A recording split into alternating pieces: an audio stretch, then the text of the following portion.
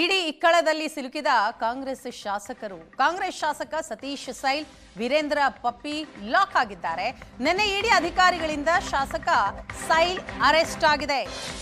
ಇಡಿ ಅಧಿಕಾರಿಗಳಿಂದ ಕಾರವಾರ ಕಾಂಗ್ರೆಸ್ ಶಾಸಕ Satish sail arrest.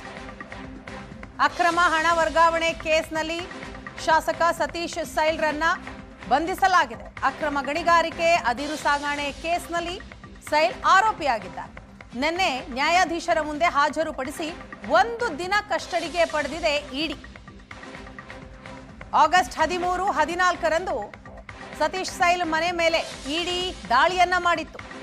Sail ಮನೆ ಮೇಲಿನ ದಾಳಿಯಲ್ಲಿ 14 ಕೋಟಿ ಠೇವಣಿ ಆಭರಣವನ್ನ ವಶಕ್ಕೆ ಪಡೆಯಲಾಗಿತ್ತು. ಸೈಲ್ ಮನೆಯಲ್ಲಿ 1.68 ಕೋಟಿ 6.75 ಕೆಜಿ ಚಿನ್ನವನ್ನು ಕೂಡ ಪತ್ತೆ ಹಚ್ಚಲಾಗಿತ್ತು. ಅಕ್ರಮ ಹಣ ವರ್ಗಾವಣೆ ಕೇಸ್ನಲ್ಲಿ ಈಗ ಶಾಸಕ ಸತೀಶ್ ಸೈಲ್ ಅರೆಸ್ಟ್ ಆಗಿದ್ದಾರೆ. ಇಡಿ ಅಧಿಕಾರಿಗಳು ಅವರನ್ನ ಅರೆಸ್ಟ್ ಮಾಡಿದ್ದಾರೆ. ನೋಟಿಸ್ ಕೊಟ್ಟು ವಿಚಾರಣೆಗೆ ಕರೆದಿದ್ದಂತಹ ಇಡಿ ತದನಂತರ ಸತೀಶ್ ಸೈಲ್ ಅವರನ್ನ ಅರೆಸ್ಟ್ ಮಾಡಿದೆ. ಚಿತ್ರದುರ್ಗ ಕಾಂಗ್ರೆಸ್ ಶಾಸಕ ವೀರೇಂದ್ರ ಪಪ್ಪಿಗೂ ಕೂಡ ಇಡಿ ಗಾಳ. ಅಕ್ರಮ ಗೇಮಿಂಗ್ ವ್ಯವಹಾರದಲ್ಲಿ ಪಪ್ಪಿ ವಿರುದ್ಧ ಇಡಿ ತನಿಖೆಯನ್ನ ಮಾಡ್ತಾ ಇದೆ. ಇಡಿ ದಾಳಿಯಲ್ಲಿ 100 ಕೋಟಿಗೂ ಮೀರಿದಂತಹ ಅಕ್ರಮ ಆಸ್ತಿ ಪತ್ತೆಯಾಗಿದೆ. 22 ಕೆಜಿ ಚಿನ್ನದ ಗಟ್ಟಿ, 1 ಕೆಜಿ ಚಿನ್ನಾಭರಣ, 11 ಕೆಜಿ ಬೆಳ್ಳಿ ಪತ್ತೆಯಾಗಿದೆ. ಪಪ್ಪಿಗೆ ಸೇರಿದ 24 ಕೋಟಿ ಮೌಲ್ಯದ ಚಿನ್ನ, ಬೆಳ್ಳಿ ವಸ್ತುಗಳನ್ನ ಇಡಿ ವಶಕ್ಕೆ ಪಡೆದಿದೆ. ಬ್ಯಾಂಕ್ ಖಾತೆಯ ದುಡ್ಡು ಸೇರಿದ ಹಾಗೆ 100 ಕೋಟಿ ಮೌಲ್ಯದ ಆಸ್ತಿಯನ್ನ ವಶಕ್ಕೆ ಪಡೆಯಲಾಗಿದೆ. ಪರಪ್ಪನ ಅಗ್ರಹಾರ ಜೈಲಿನಲ್ಲಿರುವಂತಹ ಶಾಸಕ ವೀರೇಂದ್ರ ಪಪ್ಪಿ, ಶಾಸಕ ಪಪ್ಪಿ ಆಸ್ತಿ ವಶದ ಬಗ್ಗೆ ಇಡಿಯಿಂದ ಪತ್ರಿಕಾ ಪ್ರಕಟಣೆ ಬಂದಿದೆ. ಅಕ್ರಮ ಗೇಮಿಂಗ್ ಅವ್ಯವಹಾರದಿಂದ ಕೋಟಿ ಆಸ್ತಿ ಗಳಿಕೆ ಮಾಡಿದ್ದಾರೆ ವೀರೇಂದ್ರ ಪಪ್ಪಿ.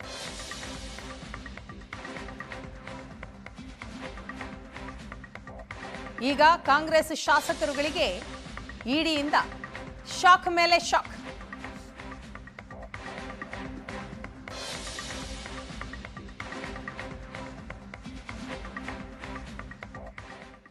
ಈ ವಿಚಾರದ ಬಗ್ಗೆ ಡೀಟೇಲ್ಸ್ ಅನ್ನ ಹಂಚಿಕೊಳ್ತಾರೆ ನಮ್ಮ ಪ್ರತಿನಿಧಿ ಚೇತನ್. ನಮ್ಮ ಜೊತೆ ನೇರ ಸಂಪರ್ಕದಲ್ಲಿದ್ದಾರೆ.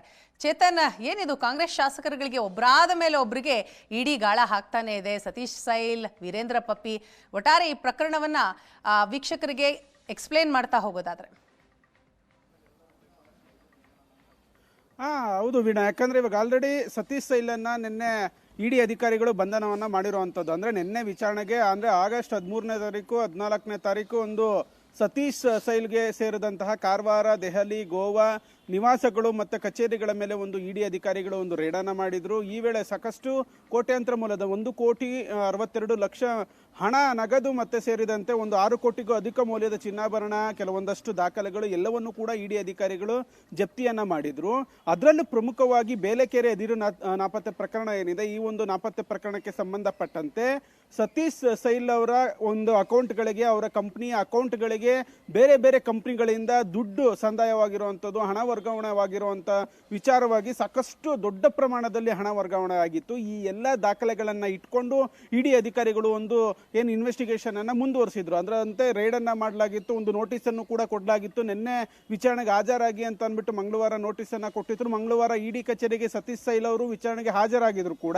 ಹಾಜರಾದಂತ ಸಂದರ್ಭದಲ್ಲಿ ಕೆಲ ಕಾಲ ವಿಚಾರಣೆ ನಡೆಸಿ ಅವರನ್ನ ಒಂದು ಬಂಧನವನ್ನ ಮಾಡಿರುವಂತದ್ದು. ಬಂಧನಕ್ಕೆ ಸಾಕಷ್ಟು ಎವಿಡೆನ್ಸ್ ಗಳನ್ನ ಇಡಿ ಅಧಿಕಾರಿಗಳು ಕೂಡ ಕೊಟ್ಟಿರುವಂತದ್ದು. ಅಂದ್ರೆ ಪ್ರಮುಖವಾಗಿ ಇಲ್ಲಿ ಈ ಹಿಂದೆ 2007-8 ಟೈಮಲ್ಲಿ ಏನಿದೆ, ಆ ಒಂದು ಟೈಮಲ್ಲಿ ನಡೆದಂತಹ ಅದಿರು ನಾಪತ್ತೆ ಪ್ರಕರಣದಲ್ಲಿ, ಅಂದ್ರೆ ಪ್ರಮುಖವಾಗಿ ಕಾರವಾರದ ಬೇಲೆಕೆರೆ ಬಂದರ್ ಏನಿದೆ, ಆ ಬಂದರಲ್ಲಿ ದೊಡ್ಡ ಮೆಟ್ರಿಕ್ ಟನ್ ಗಟ್ಲೆ ಒಂದು ಅದಿರು ಒಂದು ನಾಪತ್ತೆ ಆಗಿರುತ್ತೆ. ಇಲ್ಲಿ ಈ ಸತೀಶ್ ಸೈಲು ಕೂಡ ಆರೋಪಿಯಾಗಿರ್ತಾರೆ. ಈ ಬಗ್ಗೆ ಲೋಕಾಯುಕ್ತವು ಕೂಡ ಸಪರೇಟ್ ಆಗಿ ಇನ್ವೆಸ್ಟಿಗೇಷನ್ ಅನ್ನು ನಡೆಸ್ತಾ ಇರುತ್ತೆ. ಇಡಿ ಇದೀಗ ಮೊನ್ನೆ ರೇಡ್ ಅನ್ನ ಮಾಡದಂತ ಸಂದರ್ಭದಲ್ಲಿ ಆ ಕಂಪನಿಗಳಿಂದ ಸತೀಶ್ ಸೈಲ್ ಅವರ ಅಕೌಂಟ್ಗಳಿಗೆ, ಅವರ ಒಂದು ಏನು ಕಂಪನಿ ಅಕೌಂಟ್ಗಳಿಗೆ ದೊಡ್ಡ ಪ್ರಮಾಣದಲ್ಲಿ ಹಣ ವರ್ಗಾವಣೆ ಆಗಿರೋದು ಕಂಡು ಬಂದಿರುತ್ತೆ. ಹೀಗಾಗಿ ಅವರನ್ನು ವಿಚಾರಣೆಯನ್ನ ಮಾಡಿದಂಥ ಸಂದರ್ಭದಲ್ಲಿ ಸಮಂಜಸವಾದಂತಹ ಉತ್ತರಗಳು ಸಿಕ್ಕಿರೋದಿಲ್ಲ. ಇದು ಅಕ್ರಮ ವರ್ಗಾವಣೆ ಅನ್ನೋದು ಇಡಿ ಇನ್ವೆಸ್ಟಿಗೇಷನ್ ವೇಳೆ ಪ್ರೂವ್ ಆಗಿರುತ್ತೆ. ಹೀಗಾಗಿ ಅವರನ್ನ ನಿನ್ನೆ ಅರೆಸ್ಟ್ ಮಾಡಿರುವಂಥದ್ದು.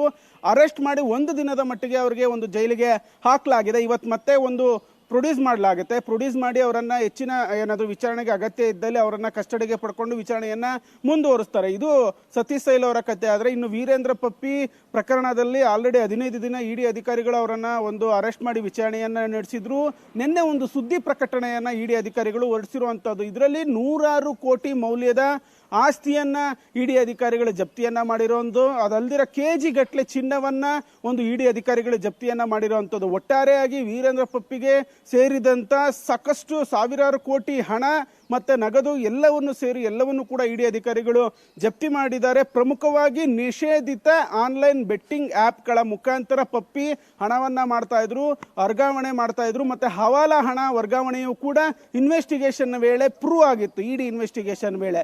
ಹೀಗಾಗಿ ಎಲ್ಲವನ್ನೂ ಕೂಡ ಜಪ್ತಿಯನ್ನ ಮಾಡ್ಕೊಂಡಿದ್ದಾರೆ. ಸದ್ಯಕ್ಕೆ ವೀರೇಂದ್ರ ಪಪ್ಪಿ ಕೂಡ ಪರಪ್ಪನ ಅಗ್ರಹಾರದಲ್ಲೇ ಇರುವಂತದ್ದು. ಒಟ್ಟಾರೆಯಾಗಿ ಇಡಿ ಇಕ್ಕಳಕ್ಕೆ ಕಾಂಗ್ರೆಸ್ನ ಇಬ್ಬರು ಶಾಸಕರು ಕೂಡ ಸಿಲುಕಿರುವಂತದ್ದು. ಸದ್ಯಕ್ಕೆ ಇಡಿ ಅಧಿಕಾರಿಗಳ ಏನು ವಿಚಾರಣೆ ಏನಿದೆ, ತನಿಖೆ ಏನಿದೆ, ಈ ಎರಡೂ ಪ್ರಕರಣದಲ್ಲಿ ಪ್ರತ್ಯೇಕವಾಗಿ ಮುಂದುವರೆದಿರುವಂತದ್ದು. Veena, thank you Chetan.